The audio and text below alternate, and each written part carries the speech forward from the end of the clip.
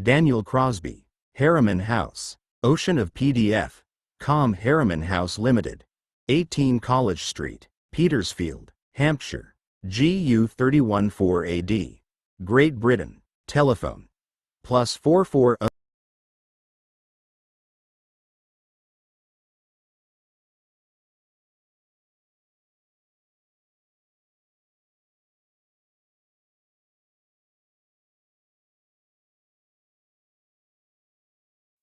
Educated at Brigham Young and Emory Universities, Dr. Daniel Crosby is a psychologist, behavioral finance expert and asset manager who applies his study of market psychology to everything from financial product design to security selection.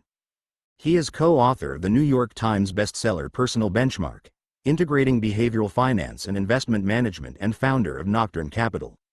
He is at the forefront of behavioralizing finance. His ideas have appeared in the Huffington Post and Risk Management magazine, as well as his monthly columns for wealthmanagement.com and Investment News. Daniel was named one of the 12 thinkers to watch by Monster.com, a financial blogger you should be reading, by AARP, and in the top 40 under 40 inches by Investment News. When he is not consulting around market psychology, Daniel enjoys independent films, fanatically following St. Louis Cardinals baseball, and spending time with his wife and 3 children. Ocean of PDF. Com. Also by Daniel Crosby. Everyone you love will die. You're not that great. Personal Benchmark. Integrating Behavioral Finance and Investment Management, with Chuck Widger. The Laws of Wealth. Psychology and the Secret to Investing Success. Ocean of PDF. Com. Forward by Noreen D. Beeman. I have worked with financial advisors and investors for the better part of 30 years. During that time, I have seen bubbles and busts, manias and meltdowns, and am now a firm believer that behavioral mastery is what separates successful from unsuccessful investors. Having now worked with and for some of the brightest minds on Wall Street, I can say with a confidence born of a 3-decade-long career that the greatest financial intellect in the world is nothing if it is not paired with a self-understanding to match. All exceptional investing is, at its core, behavioral investing. My adventure with Dr. Daniel Crosby began in 2012 when he began to assist our firm in creating a framework to help financial advisors capture the elusive, behavioral alpha, or the outperformance that accrues to clients receiving sound behavioral coaching. Based on the success of this effort, we further deepened our commitment to behavioral finance by partnering with Daniel to create the Center for Outcomes, an educational initiative designed to combat the 50% non-compliance among clients receiving formal financial advice. After all, the only advice that works is advice that is followed through. The ideas set forth in this book represent the coming together of years of applied work combined with a comprehensive review of the literature on psychologically informed investing. It is only through this blend of theory and praxis that we can begin to protect individuals from their greatest enemy, themselves. My favorite part of beginning a new read is taking a step into the unknown. What new things will I learn? How might I begin to question some of my cherished beliefs? Will I walk away with information that changes the way that I live my life? While many investment books are a tepid rehashing of old ideas, the behavioral investor sets forth a vision for an entirely new planning and investing paradigm. The journey that Daniel takes us on is by turns surprising, far-ranging, sometimes downright weird, but always informative. Whether by drawing comparisons between monkeys and financial markets or ugly German towns and our penchant for the status quo, the behavioral investor has a knack for making the complex easily understandable. The reader will leave with a deep belief that there is no understanding markets without first understanding people, and Daniel is a skilled guide through the labyrinthine maze of human behavior. Daniel clearly demonstrates through effective sharing of the science and history that our brains, while unrivaled in sophistication, are still woefully ill-suited for the task of long-term investing. We are simultaneously the most evolved species on the planet and wholly unprepared for the demands of modern life. But this book is ultimately hopeful, and our shortcomings are only presented with an eye to setting forth solutions for the psychological traps to which we so easily succumb. With humor, wisdom and, above all, passion, the behavioral investor sets forth a series of ideas that have done as much to enrich my life as they have my wallet. The best investment books understand that there is no growing of wealth without knowledge of self, and the behavioral investor is a model of this new, more enlightened understanding of the financial world. It is a rare finance book that can cause you to think, question and even laugh, but The Behavioral Investor is just such a work. I am confident that you will find it as enjoyable and impactful as I have. Noreen D. Beeman, CEO, Brinker Capital. Ocean of PDF. Com Preface. Gentle reader, the aim of this book is to be the most comprehensive guide to the psychology of asset management ever written. This goal is admittedly audacious, but I am a believer that only an impertinent dream such as this ought to give rise to so irrational an undertaking as writing a book. In order to meet the full measure of its creation, The Behavioral Investor takes a sweeping tour of human nature before arriving at the specifics of portfolio construction. It is only as we come to a deep understanding of why humans make decisions in the way we do that we are left with any clue as to how we ought to invest. This book is comprised of 4 parts. They are as follows. Part 1. An explication of the sociological, neurological and physiological impediments to sound investment decision-making. Readers will leave with an improved understanding of how externalities impact choices and may also suffer a bout of existential malaise owing to an altered belief in free will. Part 2. Coverage of the 4 primary psychological tendencies that impact investment behavior. Although human behavior is undoubtedly complex, in an investment context our choices are largely driven by one of these 4 factors. Readers will emerge with an improved understanding of their own actions, increased humility and a deepened desire to do good in the world. Part 3 illuminates the "so what" of parts 1 and 2 and provides practical exercises for overcoming the problems unearthed in previous chapters. Readers will complete Part 3 with a greatly diminished belief in self and an uneasy awareness of the unpredictability of the world around them. No worries, though, it'll help in the end. I promise. Part 4 provides a third way of investing that is distinct from popular passive and active approaches, as well as a framework for managing wealth in a manner consistent with the realities of our contextual and behavioral shortcomings. Readers will leave with a deeper understanding of the psychological underpinnings of popular investment approaches such as value and momentum and appreciate why all types of successful investing have psychology at their core. Those completing this section may feel an urge to wholly upend their current approach to investing, which in many cases will be exactly the right thing to do.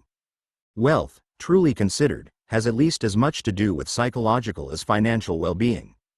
It is my hope that this book will leave you enriched in the most holistic sense of that word and that you will emerge with knowledge that will both improve your returns and make you more interesting at parties. To greater things. See Daniel Crosby, Ph.D. Com Part 1. The Behavioral Investor. Com Chapter 1. Sociology. Why? Sometimes I've believed as many as 6 impossible things before breakfast. Lewis Carroll, Alice in Wonderland. Imagine for a moment that you are seated in the first-class cabin of a luxury airliner, soon to wing your way toward Hawaii on a long overdue vacation. You have been working non-stop of late and you can actually feel the tension melting from your neck and shoulders as you settle into your seat and accept the flight attendant's offer of a celebratory glass of bubbly. Better still, you are seated next to an attractive individual who bypasses the usual airplane banter and immediately engages you in a conversation that makes the first part of the trip speed past. 1 hour into your voyage the plane encounters some turbulence, not entirely unwelcome as it allows for a serendipitous meeting of hands between you and your seatmate as you both grasp for your armrests. A shared laugh dissipates the fear, but as the tumult persists, you begin to worry that this isn't your average storm. Scanning the aircraft you sense similar concern on the faces of the flight attendants, who are now moving with a great deal of purpose. The wind and rain seem to intensify with every passing second and you feel more nauseated with every bump. The captain, who had previously addressed the plane with a certainty born of experience, now speaks in a voice filled with fear. Heads down. Brace for impact. She shouts as you feel the plane start to list and shake. As you regain consciousness you find yourself 100 yards from the charred remains of the plane and a quick survey of the scene reveals the worst. There are no other human survivors. Head in hands, your mind begins to race through 1,000 scenarios, a convoluted mix of what might have been and what comes next. But you are soon interrupted by an unusual sound. Scratch, scrotch, boom. Your eyes dart around your new environs until they land on the source of the racket, a mangled cage with a small sign, property of the Atlanta Zoo. At length, the occupant of the cage makes itself known, an Angolan colobus monkey. Man vs. Wild. Assume for the sake of our thought experiment that it will take 18 months for a search party to discover the uninhabited island where you have crashed, and that you and the monkey, the lone survivors of the ill-fated flight, will be left to fend for yourselves until that time. When the rescue party arrives, whom do you think will be in better shape, you or the monkey?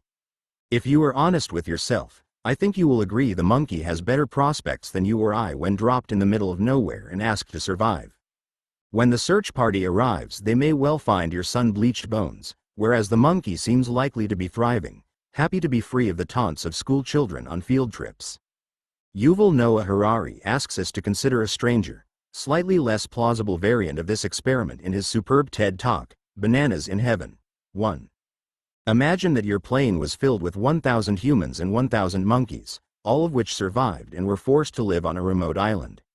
Would the results be the same when the rescuers landed on the shore a year and a half later? Likely not. In the second scenario, the humans have the edge for a reason that sits at the heart of our ability to build both great societies and functioning capital markets: our ability to flexibly cooperate with one another. Sure, Harari concedes, some animals like bees and ants are able to cooperate, but do so only in a very rigid, hierarchical way. As the historian quips, bees are unlikely to plot a coup against the queen bee and have her killed in an effort to form a bee republic. Bees and ants accomplish great things but are cognitively inflexible, which limits their ascension up the food chain. Monkeys, on the other hand, are highly intelligent and have complex social structures, but they are limited by the number of social interactions they can meaningfully process. Psychologists put this number at about 150 in humans, a useful yardstick for evaluating our primate brethren. After about 100 relationships, monkeys begin to lose the ability to know their peers well enough to make accurate judgments about their behavior, character and intentions, effectively capping the size and complexity of monkey civilizations. If bees organize by innate mandate and chimps through tight-knit social interactions, the miracle of human ascendance in the animal kingdom owes to a penchant for behaving in accordance with social narratives. To put it bluntly, we make up stories about the world and then act as if they are real. As Harari writes in the Magisterial Sapiens, as far as we know, only sapiens can talk about entire kinds of entities that they have never seen, touched or smelled. 2. A monkey can say, "There is a caribou by the river," but could never communicate that the caribou by the river is the spiritual guardian of our city. This ability to communicate about the unreal allows us humans to create all manner of social structures that help bring about predictable human behavior and that reliably breed trust. The state of Alabama, the Catholic Church, the Constitution of the United States of America, the inalienable civil rights of man. None of these things are real in the strictest sense, but our shared belief in them and behaving as though they are real brings about orderly civilizations steeped in mutual trust. This ability to form and buy into collective fictions is why sapiens rule the world, whereas ants eat our leftovers and chimps are locked up in zoos. 3. If our dominance as a species is a function of our shared trust in fictions, there is one fiction in particular that reigns supreme: money. Harari pulls no punches. Money is the most universal and most efficient system of mutual trust ever devised. 4. There is, of course, nothing inherently valuable about the pieces of paper for which we all spend our lives toiling, dreaming, and fretting. Money and capital markets are shared hallucinations whose value is more psychological than physical. The human mind gave rise to financial markets, and to seek to understand them without an appropriate understanding of their genesis is folly in the extreme. There is no understanding markets without understanding people. A blessing and a curse. Whether it be the birth of a child and sleepless nights, or financial prosperity and covetous relatives, few things in life are unequivocally good. So too it goes with mankind's greatest gift, for the same narrative cohesiveness that gives rise to stock markets can lead us to poor decisions in those very same markets. Hugo Mercier and Dan Sperber, authors of The Enigma of Reason, argue that human reason evolved not to be correct, in the strictest sense of the word, but rather to privilege the stability of the shared beliefs that are the cornerstone of our species' success. 5. To more fully understand this concept, it may be useful to consider the example of belief testing in both animals and humans. A human may encounter an idea that runs contrary to a deeply held belief, for instance, that members of my chosen political party are smart and kind, and this may cause painful cognitive dissonance. The proof against this cherished notion may be convincing in objective terms. failed policies, incompetent leadership, scientific realities that contradict the party line. But political beliefs are often quite recalcitrant to change. Since shared communal beliefs are the glue that holds humankind together, breaking those bonds is no small task, even in the face of damning contraindications. A party zealot who experiences a change of mind does so at a great social cost and will lose relationships, sever social ties, and be forced to come face to face with the reality that, I was wrong. This change of heart, as logical as it may be, is corrosive in a very real sense to what makes us human. Now, consider a gazelle possessed of the cherished belief that, there are no lions around here. If said gazelle becomes aware of a rustling in the brush, it will immediately run off or be eaten. Animals are capable of only literal communication and thus reason in binary, literal terms. Lion or no lion, run and hide or stay and eat. Humans, who are capable of much greater complexity of thought, are accordingly capable of much greater self-deception and irrationality. A gazelle that reasoned like a human would confront a rustling in the grass with a litany of reasons why that couldn't possibly be a lion and would be eaten with alacrity. Gazelles possessed with poor objective reasoning skills don't live long enough to have offspring, which is a boon for the gazelle population. The same cannot be said of humankind, where collectivism and irrational swagger may actually lead to greater fecundity. Inasmuch as we favor in-group allegiance over almost all else, people who self-aggrandize, belittle the other, and eschew science may attain great positions of power and respect from other people. As Mercier and Sperber write, habits of mind that seem weird or goofy or just plain dumb from an intellectualist point of view prove shrewd when seen from a social, interactionist perspective. 6. The exception to the rule. Equity markets provide an exception to the heuristic that social coherence trumps logic. You were born to fit in, but investing requires you to stand out. You are wired to protect your ego, but success in markets demands that you subvert it. You are programmed to ask, why? But must learn to ask, why not? We owe the existence of our cities, churches, founding documents and, yes, even capital markets, to a shared allegiance to the impossible. Thus, trusting in common myths is what makes you human. But learning not to is what will make you a successful investor. Turtles all the way down. In his 1988 book, A Brief History of Time, the late Stephen Hawking relates a well-known story that is emblematic of both our desire to know what the world is all about and the sometimes spurious attributions we make in that search. A well-known scientist once gave a public lecture on astronomy. He described how the Earth orbits around the Sun and how the Sun, in turn, orbits around the center of a vast collection of stars called our galaxy. At the end of the lecture, a little old lady at the back of the room got up and said, "What you have told us is rubbish. The world is really a flat plate supported on the back of a giant tortoise." The scientist gave a superior smile before replying, "What is the tortoise standing on?" "You're very clever, young man, very clever," said the old lady. "But it's turtles all the way down." 7 scientists, priests and philosophers have searched for root causes from time immemorial, and although the process has been imperfect, it has brought about some impressive results when viewed on a long enough timeline. Consider the ancient practice of alchemy. We mistakenly characterize it today as the avaricious effort to transmute base metals into gold, but in reality the primary goal of the alchemist was to discover the bottommost turtle. As Lewis Thomas writes, alchemy began long ago as an expression of the deepest and oldest of human wishes, to discover that the world makes sense.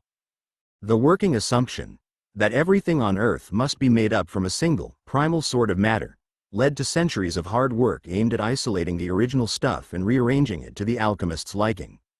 If it could be found, nothing would lie beyond human grasp. 8. In this broadest sense, then, everyone involved in finance ought to be a sort of alchemist, searching for the root causes of observed market phenomena. This search for enduring truths about capital markets is not merely some philosophical vision quest. Quite the contrary. An understanding of what, or who, in this case, comprises markets is a necessary first step to better investing. Early ideas about the atom conceived of it as resembling a small ball bearing, a closed, hard sphere. Subsequent conceptions understood it as indivisible, and even when early representations of subatomic particles began to emerge, they were misguided. Electrons were initially thought to float in a cloud of positive charges that resembled the planetary model of our solar system. Basically, it was thought that the universe was made up of well, tiny little universes. A beautiful thought that appeals to the human need for order and symmetry, but sadly useless in building descriptive and predictive models. Much like the early study of atoms, the study of financial markets has been beset by an adherence to theories that offered more in the way of mathematical elegance than real-world applicability. The traditional finance paradigm is undergirded by a belief in markets with rational participants. This rationality has two primary features. First, rational market participants have access to information and update their beliefs immediately upon gaining access to new information. Second, rational market participants make decisions consistent with subjective expected utility, SEU. The idea of subjective expected utility was outlined by L.J. Savage in his 1954 book, The Foundations of Statistics. 9. According to Savage, we size up the personal utility of a given choice and weigh that choice by the likelihood that it will or will not happen. It is heartening to think of the sort of noble people we would be if we adhered to the expectations of neoclassical economic theory. We would make prudent nutritional choices that nurtured our long-term health. We would ignore the daily ups and downs of the stock market in favor of a longer-term view aligned with our personal goals and needs. And we would set aside tribalism and prejudice to elect political leaders who would work for the greatest good while speaking to us with an eye to fact and nuance. I wish that humankind were this noble, but this model of humans and markets has about as much descriptive and predictive utility as the notion of an atom as a tiny planet. Instead, we are an increasingly panicked and obese mob intent on electing leaders who magnify the worst of humanity rather than appealing to the better angels of our nature. It is only once we viewed atoms as there that we were able to truly harness their power. Our ability to light up a city or level it entirely are a function of having left behind more elegant models of atomic anatomy for more accurate ones. Likewise, an understanding of markets that fails to account for the humans that drive them will be of limited use. Atoms are the fundamental units of matter. Cells are the fundamental units of living organisms. Words are the fundamental units of language. People are the fundamental units of markets. In the next section, we will undertake an in-depth look at the biology, neurology and psychology of the human animal as it intersects with investment decision-making. I imagine that you will be surprised, amused and perhaps even upset by what you learn. But I hope that you will engage deeply with the ideas, because it is only as you begin to know yourself that you will begin to grow your wealth. What's the big idea? Humankind's greatest asset is an ability to build trust through shared commitment to pro-social fictions. Capital markets and money are perhaps the most universally cherished and highest functioning of all of these shared narratives. This emphasis on communal narratives means that we tend to reason in social rather than objective terms. People are the fundamental units of capital markets. Therefore, our theories about markets can only be as good as our understanding of human nature. Notes. 1 Yuval Noah Harari, Bananas in Heaven, TEDx, 2014. 2 Yuval Noah Harari, Sapiens, Harper, 2015, page 24. 3 Harari, Sapiens, page 25. 4 Harari, Sapiens, page 180. 5 Hugo Mercier, The Enigma of Reason, Harvard University Press, 2017. 6 Elizabeth Colbert, Why Facts Don't Change Our Minds, The New Yorker, February 27, 2017. 7 Stephen Hawking, A Brief History of Time, Bantam, 1998. 8 Lewis Thomas, Late Night Thoughts on Listening to Mahler's Ninth Symphony, Penguin, 1995. 9 Leonard J. Savage, The Foundations of Statistics, Wiley, 1954. Chapter 2, Investing on the Brain. I am a brain, Watson. The rest of me is a mere appendage. Sir Arthur Conan Doyle, The Adventure of the Mazarin Stone. Thales of Miletus was the founder of the school of natural philosophy, a contemporary of Aristotle and one of the 7 sages of ancient Greece. Tasked with inscribing short words of wisdom onto the temple of Apollo at Delphi, Thales was asked what the hardest and most important task of humanity was, to which he replied, to know thyself. He was then asked the inverse and replied that giving advice was the thing least profitable to humankind that came very easily. Unfortunately for investors, Wall Street has done a great deal of the latter and very little of the former, sometimes with disastrous consequences. Fortunately for you, we are going to make that right here and now. If knowing oneself is the sine qua non of successful investing, there is no better place to start than the seat of knowing, the brain. Old, hungry, and impatient. My very educated mother just served us 9 pizzas. In 1492 Columbus sailed the ocean blue. 30 days hath September, April, June and November. Mnemonics were invented by the ancient Greeks and have been used by students of all ages ever since. Whether they take the form of an acronym, RIP Pluto, a rhyme, or visualization, their longevity is a testament to their usefulness. As we begin our discussion of the brain as it applies to investing, I'd like you to use a mnemonic to remember 3 important truths about the brain by visualizing a tweed-clad septuagenarian in line at a steak buffet at 4 p.m. Just like the person you've imagined, your brain is old, hungry and impatient. Age. It isn't entirely fair to say that the brain is old inasmuch as our species is not that old in evolutionary terms, but our brains are certainly old relative to the modern milieu in which we utilize them.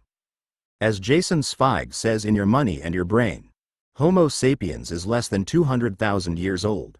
And the human brain has barely grown since then. In 1997, paleoanthropologists discovered a 154,000-year-old Homo sapiens skull in Ethiopia. The brain it once held would have been about 1,450 cubic centimeters in volume, no smaller than the brain of the average person living today. Our brains have remained relatively stagnant over the last 150,000 years, but the complexity of the world in which they operate has exponentiated. Formal markets like our stock market are just about 400 years old. It would be a gross understatement to say that our mental hardware has not caught up to the times. Evolutionary vestiges are apparent in the actions of modern-day investors, even though the reasons for these evolutionary behaviors have long since vanished. In ancient times, our ancestors would have stored excess food supplies from the spring and summer to be relied upon in the colder fall and winter months. Oddly enough, it would appear that saving and investing behavior ticks up today in the spring and summer months too, even when controlling for the impact of seasonality, past performance, advertising, and liquidity needs. These effects have been observed in the US, Canada and even Australia, where the seasons are nearly 6 months out of sync with North America.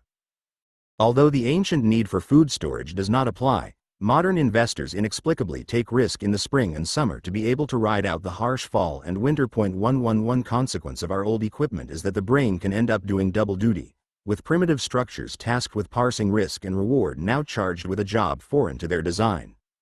Emotional centers of the brain that helped guide primitive behavior like avoiding attack are now shown by brain scans to be involved in processing information about financial risks.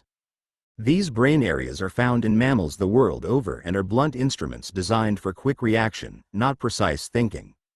Rapid, decisive action may save a squirrel from an owl, but it certainly doesn't help investors. In fact, a large body of research suggests that investors profit most when they do the least. The fund behemoth Vanguard examined the performance of accounts that had made no changes versus those who had made tweaks. Sure enough, they found that the no change condition handily outperformed the tinkerers. Behavioral economist Meyer Statman cites research from Sweden showing that the heaviest traders lose 4% of their account value each year to trading costs and poor timing, and that these results are consistent across the globe. Across 19 major stock exchanges, investors who made frequent changes trailed buy and hold investors by 1.5 percentage points per year. Perhaps the best-known study on the damaging effects of our brain's action bias also provides insight into gender-linked tendencies in trading behavior. Terence O'Dean and Brad Barber, 2 of the fathers of behavioral finance, looked at the individual accounts of a large discount broker and found something that surprised them. The men in the study traded 45% more than the women, with single men out-trading their female counterparts by an incredible 67%. Barber and O'Dean attributed this greater activity to overconfidence, but whatever its psychological roots, it consistently degraded returns. As a result of overactivity, the average man in the study underperformed the average woman by 1.4 percentage points per year.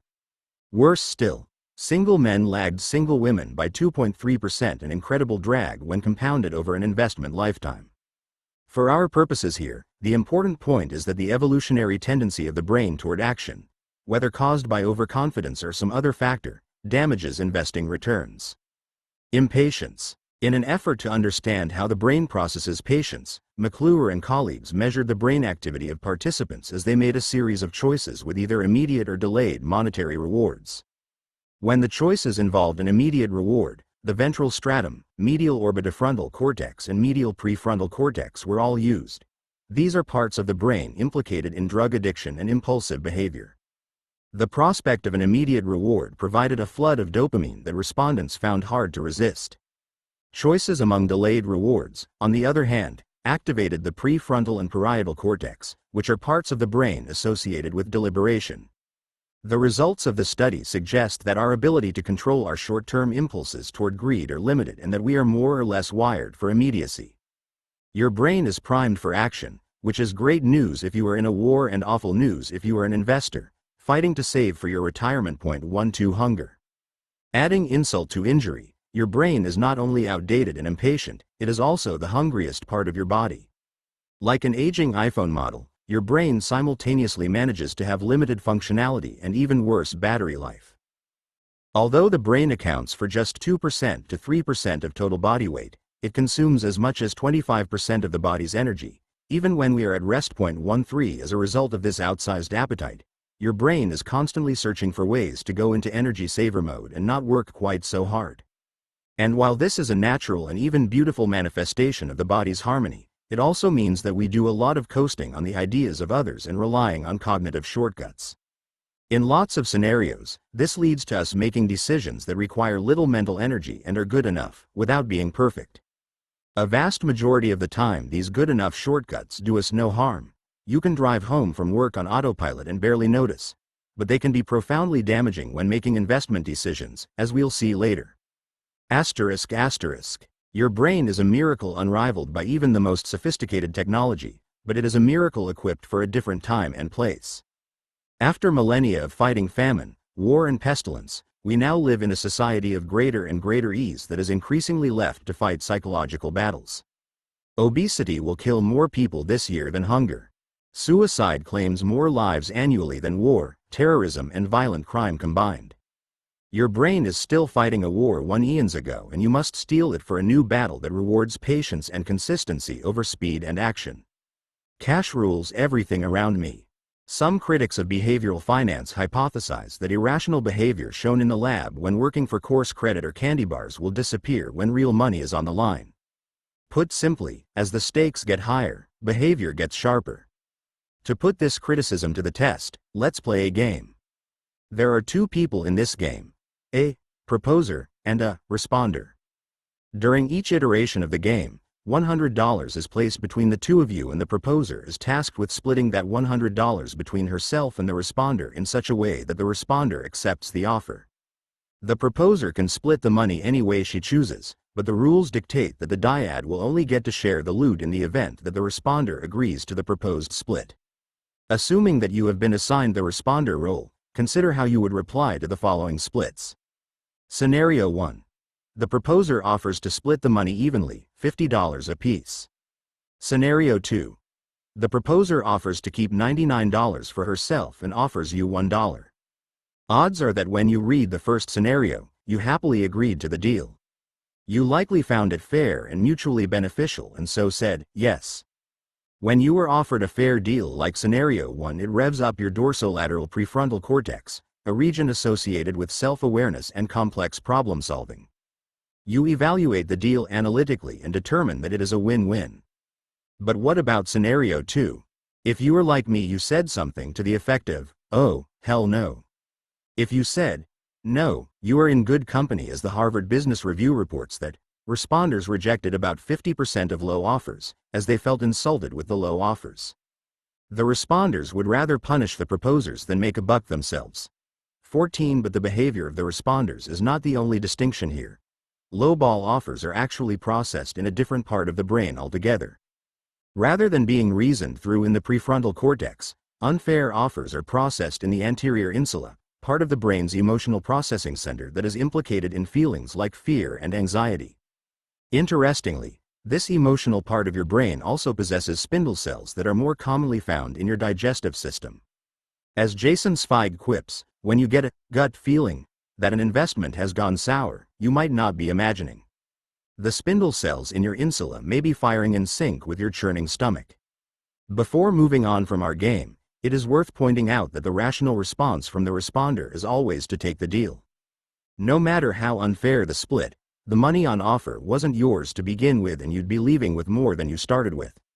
Yet even knowing what ought to be done, it is hard to move beyond our emotional responses to money and our thoughts around fairness. Logic, it would seem, has very little to do with it. Canonical models of economics assume that money has indirect utility, that is, it is only as good as the things we can hope to buy with it, but neuroscience tells a different story. Neural evidence suggests that money produces the same sort of dopaminergic rewards as other primary reinforcers such as beautiful faces, funny cartoons, sports cars and drugs. It would seem that we like money at a primal level, independent of what it can do for us. Likewise, older models of consumption assume that people care about stock market returns only insomuch as they finance things that the investor cares about. But simple models like this fail to accurately describe the real world, in which investors seem to care directly for big returns, independent of what those returns produce in terms of fulfilling wants and needs. We sometimes wonder at the irrational actions of some uber-wealthy individuals who lie, cheat and steal to compound an already impossibly large fortune. But our brains appear wired to value money directly and to never be fully sated in the pursuit of more.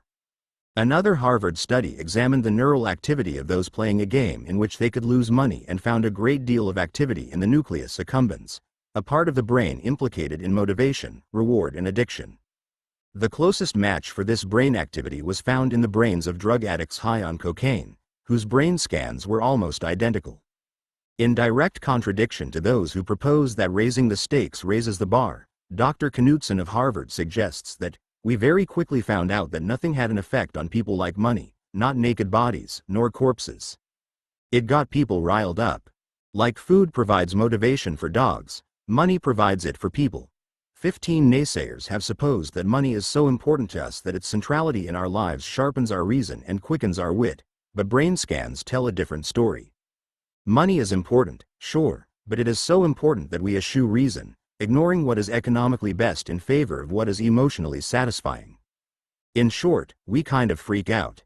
Learning the wrong lesson. Imagine, if you will, that you and your significant other are headed out for a night on the town. You're looking for a trustworthy sitter for your young child and have asked a close friend to describe 2 potential childcare professionals for the evening. Your friend gives you the following descriptions and you must choose one of the 2. Sitter 1 is described as intelligent, industrious, impulsive, critical, stubborn, and envious. Sitter 2 is described as envious, stubborn, critical, impulsive, industrious, and intelligent. So, proud mama or papa, which do you choose? Being the bright person that you are, you may have deciphered that the 2 lists of adjectives are identical. Odds are, though, you had a strong gut reaction that the first sitter is more desirable. This is due to something called the irrational primacy effect, or the tendency to give greater weight to information that comes earlier in a list or sentence. It turns out that what's true of communication is also true of our lives generally. Experiences that we associate with something when we first got to know it, or the state of something when we learned about it, affect how we see it from that point onward. The lessons we learn first are the lessons that last longest. In an effort to isolate the parts of the brain implicated in making buy, sell and hold decisions, researchers placed participants in 2 groups with differing market conditions and then mapped their brains using electroencephalogram technology. Group 1 began in a market that showed steady positive growth and Group 2 was placed in a more volatile market. After the participants had spent some time trading and learning the market, they switched conditions, with those in the growth market entering the volatile market, and vice versa. What they observed next was fascinating and surprising. People used different parts of their brain to make future investment decisions based on their early experience with the market. Those in Group 1 who had started with an orderly, predictable market organized their brain activity to create rules and search for universally applicable principles of the market. In the words of the researchers, decision-making would be supported by comparison of predicted and actual prices, and it would be driven by a rule-based reasoning. Conversely, those who began in the more chaotic condition utilized entirely separate parts of the brain to cope with the volatility of their market. Since the volatility of the market did not lend itself to the formation of consistent rules, those in Group 2 learned to make situational, i.e., by the seat of their pants, decisions, and this improvisational style carried over even to the calmer market. They were effectively scarred by their bad experiences in the market and were never able to fully search for rules and best practices, Even when they became more available. 16 For many of life's activities, it makes sense that early imprinting on the brain should inform future decisions. It is adaptive for a child born into war-torn Syria to program himself for constant vigilance from an early age, just as it is sensible for a child from Beverly Hills to learn that she is in no immediate danger. Variables of place and safety are likely to persist, but market conditions are constantly in flux and can lead us to learn the wrong lessons. An investor who begins in late 2007 may arrive at an inappropriately cruel appraisal of the market, whereas one who started in the early 1990s may characterize the market as more consistent and profitable than has historically been the case. The lesson here is one that will be repeated throughout this book ad nauseum. Mental processes that serve us very well in almost every other facet of daily living are poorly suited to the world of investing. Primacy and recency. In a moment, I will ask you to give yourself just 10 seconds to memorize the list of words below. Don't take any more than 10 seconds before immediately closing the book, trying to recite the list and then returning to see how you did. Let's go. Enemies. Annual. Nervous. Allergenic. Century. Hollow. Controversial. Blossom. Femur. Welcome back. How did you do? Your recall of the list probably went something like enemies, annual, something, something. Femur. You remembered the first and last words in the string, something psychologists call the primacy and recency effect. This tendency to remember the first and last part of an interaction is not limited to silly parlor tricks and grocery lists. It is a very important part of how we learn and has implications for how we invest. Your early investing experiences and your recent investment experiences probably loom larger than they ought to and define your subjective experience of what markets look like. The solution is to become a student of market history instead of falling back on your limited lived experience. You will never be satisfied. Unlike most religions that are founded around a god or goddess, or several of them, the central figure of Buddhism is a man, Siddhartha Gautama, who made some shrewd observations about the human brain. Siddhartha was born into royalty and had inherited a small kingdom by the age of 29.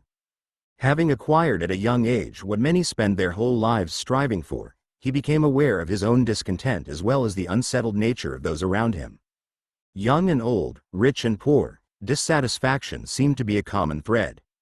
Buddha, as he was later called, observed that when we are in lack, we long for days of greater prosperity and fulfillment.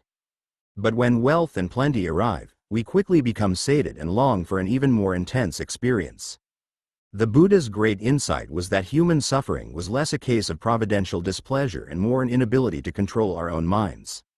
Suffering, as he saw it, occurred when our selfish craving and desire bumped up against the inevitability of pain in the world. The Buddha may have lived around 500 BC, but he correctly anticipated one truth about the brain: when it comes to money, we are never satisfied. Part of this frustrating mirage is that anticipating a reward is deeply satisfying, whereas literally receiving the reward is far less gratifying. Imagined rewards have no ceiling and don't come with any of the headaches of actually hitting it big, e.g., taxes, spoiled kids, etc. So we take great pleasure in building castles in the sky and discussing what we would do with, say, our lottery winnings. As Jason Zweig says of this concept, by the time you pocket the money, the thrill of greed has faded into something that resembles a neurological yawn, even though you got the gains you wanted. Making money feels good, all right. It just doesn't feel as good as expecting to make money. 17 If left unchecked, our natural mental processes are a formula for dissatisfaction. We long for wealth, but when we get it, the appeal of what we'd so long hoped for quickly dissipates.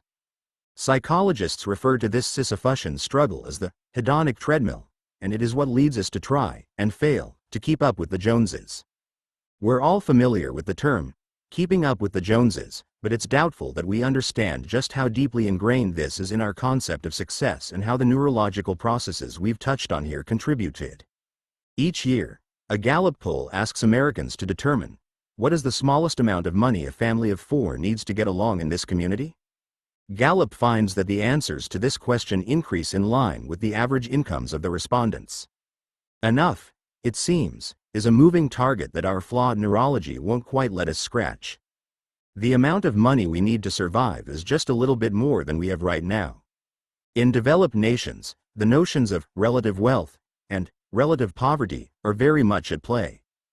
There is absolutely legitimate want in developed nations, 1 in 5 American children go hungry on any given day, but among the middle and upper socioeconomic classes, people tend to look to others to determine whether or not they are successful rather than pointing to some static measure of wealth. In fact, studies show that the most noticeable way in which money impacts happiness is negatively. We see that the very rich enjoy a slight bump in happiness given their comparative financial superiority, but the have-nots are made absolutely miserable as they look up at their better-resourced counterparts. Given that the increase in happiness is slight and that the rich make up a small fraction of the total population, in general, the tendency of people to view money in comparative terms is the source of a great deal of woe. Our brains push us toward comparative notions of financial well-being that only provide transitory joy, but understanding our limitations is a first step toward making a different choice. Indeed, the Western tendency toward outward displays of wealth and comparative measurement is not endemic to all developed countries.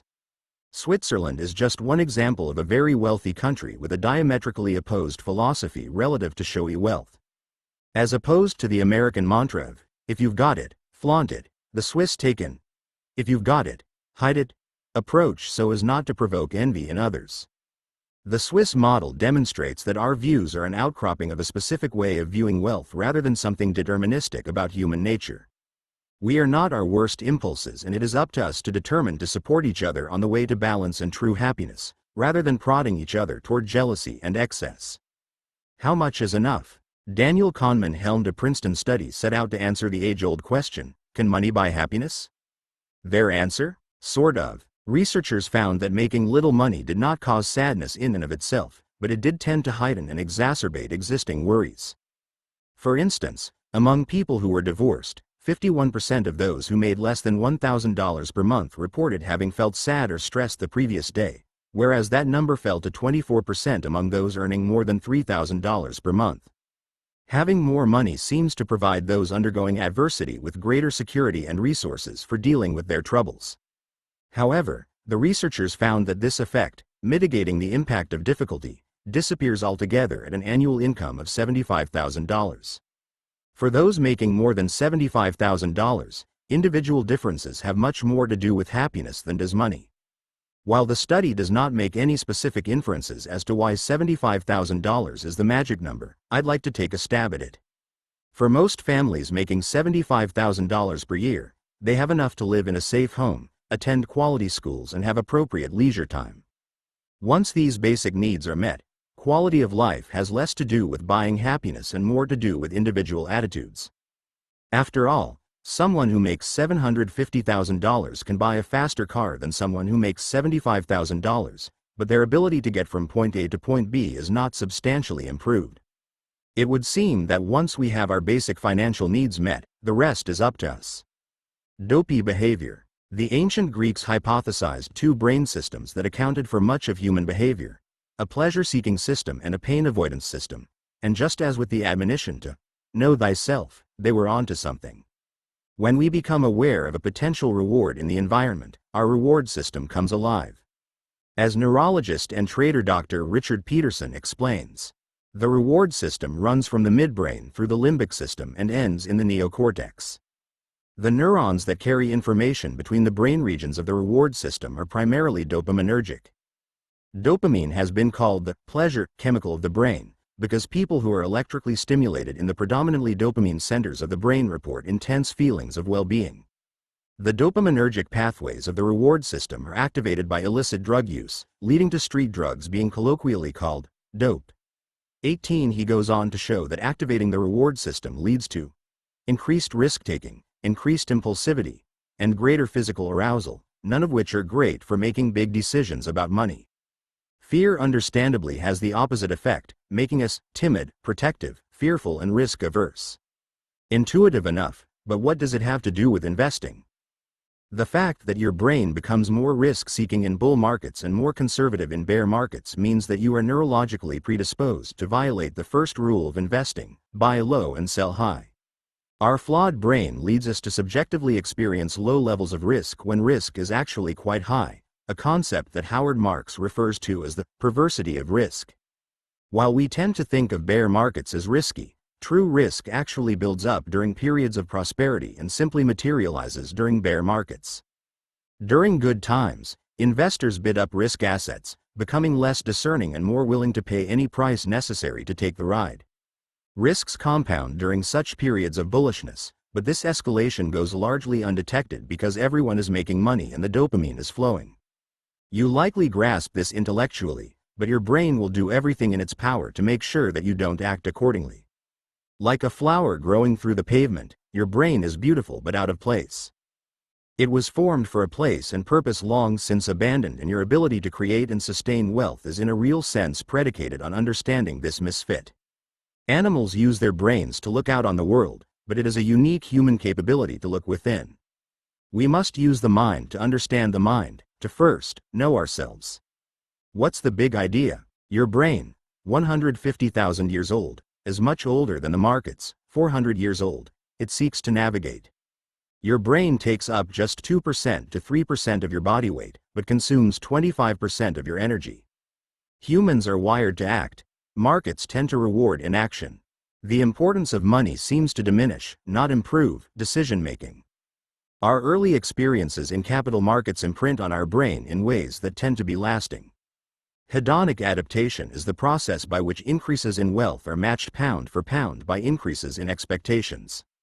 The anticipation of reward releases a flood of dopamine, which primes us to become sloppy and undisciplined. Success begets failure. Notes. 10 Jason Zweig, Your Money and Your Brain. How the New Science of Neuroeconomics Can Help Make You Rich. Simon & Schuster, 2008, page 62. 11 Lisa Kramer, Does the Caveman Within Tell You How to Invest? Psychology Today. August 18, 2004, and M.J. Kamstra, L.A. Kramer, D. Levi and R. Wermers, Seasonal Asset Allocation. Evidence from Mutual Fund Flows, December 2013. 12 Camelia M. Kunin and Brian Knudsen, The Influence of Affect on Beliefs, Preferences, and Financial Decisions, Journal of Financial and Quantitative Analysis, June 2011. 13 Harari, Sapiens, page 9. 14 Kabir Segal, What Happens to Your Brain When You Negotiate About Money, Harvard Business Review, October 26, 2015. 15 Ibid. 16 João Vieto, Armando F. Rocha and Fabio T. Rocha, Brain Activity of the Investor's Stock Market Financial Decision, Journal of Behavioral Finance, November 2014. 17 Zweig, Your Money and Your Brain, page 35. 18 Richard L. Peterson, The Neuroscience of Investing, fMRI of the Reward System, Brain Research Bulletin, 2005. Com. Chapter 3, Physiology, He Who Conquers Himself is the Mightiest Warrior. Confucius, Ain't got no cash, ain't got no style, ain't got no gal to make you smile. But don't worry, be happy. 'Cause when you worry your face will frown, and that will bring everybody down. So don't worry, be happy. Don't worry, be happy now. Bobby McFerrin. Bobby McFerrin's Ode to Cheer was ubiquitous in the late 80s and, in addition to winning him Grammys for Song of the Year, Record of the Year and Best Male Pop Vocal Performance, it was a tune that launched 1,000 t-shirts. If we decide to read way too much into them, the lyrics to Don't Worry Be Happy reflect a common and intuitive relationship between bodily displays of affect, e.g., frowning, and the emotions that give rise to them, e.g., worry. Worry begets frowning, happiness begets smiling, we think. But is it really that simple? As early as 1872, a thinker no less prominent than Charles Darwin gave credence to the thought that bodily states can impact emotions just as surely as emotions can bring about bodily states. He who gives way to violent gestures will increase his rage, Darwin wrote in The Expression of Emotions in Man and Animals. Darwin does not take full credit for this observation, however, ascribing it to the work of French brain anatomist Louis-Pierre Gratiolet, who wrote that even incidental movements and positions of the body will result in associated feelings. Rather than, don't worry, be happy, these great men were espousing a sort of, worried? Smile and you'll be happy, approach. 19th century observations about the body-affect connection began to be proven out using 20th century empiricism. James Laird, a graduate student at the University of Rochester, attached non-functional electrodes to the brows, corners of the mouth and jawlines of participants and was ostensibly going to measure the activity of facial muscles under a series of changing conditions. With the participants wired up to the phony contraption, Laird asked them assume a variety of facial postures. Everything from a frown, to a smile, to a furrowed brow, and then asked them to rate a series of cartoons on their funniness on a 1 to 9 scale. Consistent with Darwin's observations 100 years previous, participants who had been made to frown rated the cartoons as significantly less funny than those who had been coaxed into smiling. Better known still is the work of Strack, Martin and Stepper, who concocted an even simpler way to get participants to smile and frown without an awareness of what was truly being measured. The researchers informed participants that they would be taking part in a study to measure psychomotoric coordination, with an eye to helping people with disabilities learn to use a stylus to write or use the telephone. Subjects were asked to hold a felt tip pen in their mouth in one of two ways, either between the teeth, which forced a smile, or between the lips, which forced a frowning, puckered face. In results that almost identically mirrored Laird's, smiling participants rated cartoons as a 5.1 and frowning students gave an average 4.3 rating. Since these groundbreaking studies, new applications have emerged that have corroborated the body moves mind hypothesis in pursuits as diverse as decreasing racism and increasing creativity. Subsequent attempts to replicate early studies have achieved mixed results, but few would argue that our understanding of the interplay between mind and body is much more a two-way than a one-way street. Understanding the impact of human physiology on investment decision-making is an underappreciated area of study that represents a unique source of advantage for the thoughtful investor. Wired to live. Let's continue our examination of physiology and investing with a hard truth. You are not built to be happy or to make good investment choices. You are built to survive and reproduce. Asking someone built for short-term survival to become a long-term investor is a bit like trying to paint a room with a hammer. You can do it, but it's not pretty.